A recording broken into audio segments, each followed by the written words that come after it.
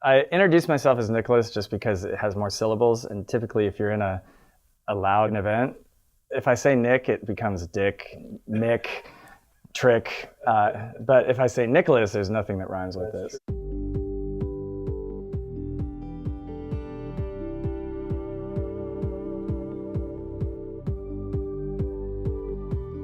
I was born and raised on a dairy farm in Shullsburg, Wisconsin. The class that I started with in kindergarten was the same class that I had all the way through high school. I have two brothers and my mom and dad, and between the five of us, we ran the family farm.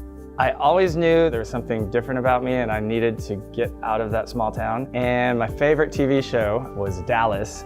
So I started looking at Texas because Texas was this magical place, and without knowing anything about Houston, with knowing very little about UH, I submitted my application. I was really unprepared and extremely nervous when I stepped foot onto the campus. I remember turning to my parents as we were unloading the van into the Moody Towers, and I looked up and I said, "Oh my God, that is larger than the silo on our farm." And I thought I was the Jeffersons. I was moving on up.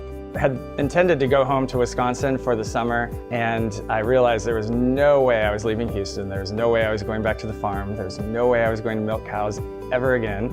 And I applied for a job on campus, and I joined the O team, which was the orientation leaders. After I graduated the University of Houston and got my very first full-time professional job in the Office of Admissions as a new student recruiter, I started working with the alumni office, asking them to give me lists of alumni who lived in those cities so that I could invite them to come work the fair with me. When the alumni office decided that it was time to create a new position to form geographical alumni clubs around the United States, I applied immediately because I had already kind of been setting the stage for that, and that set me on my career with fundraising and special event planning.